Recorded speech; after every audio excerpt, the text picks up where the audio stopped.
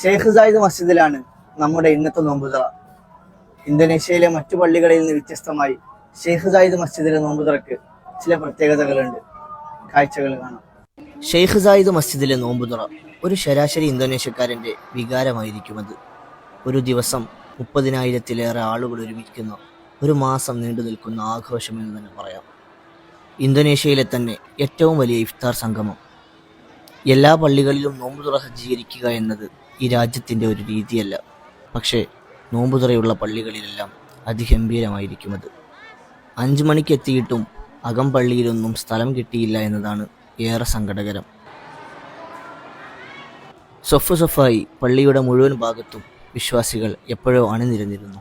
അവർക്കുള്ള ഭക്ഷണങ്ങളും അതുപോലെ തന്നെ. ബാങ്ക് കൊടുത്തിട്ടും വിശ്വാസികളുടെ ഒഴുക്ക് നിലച്ചതില്ല.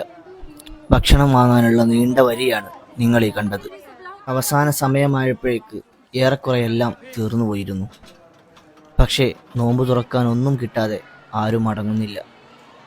ഇഖാമത്ത് കൊടുക്കും, ഇനി നിസ്കരിക്കാനുള്ള ഊഴമാണ്. നീലിമയിൽ കുളിച്ചു നിൽക്കുന്ന വെള്ളക്കൊട്ടാരം പോലത്തെ പള്ളിയിൽ നിന്ന് നിസ്കാരം കഴിഞ്ഞ് പുറത്തിറങ്ങിയിട്ടും ഭക്ഷണം കൊടുക്കൽ അപ്പോഴും അവസാനിച്ചിരുന്നില്ല. വീണ്ടും വരുമെന്ന് മനസ്സിലറിയാതെ പറഞ്ഞു. മറ്റൊരു വിശേഷവുമായി വീണ്ടും കാണാം. അസ്സലാമു അലൈക്കും വറഹ്മത്തുള്ളാഹി.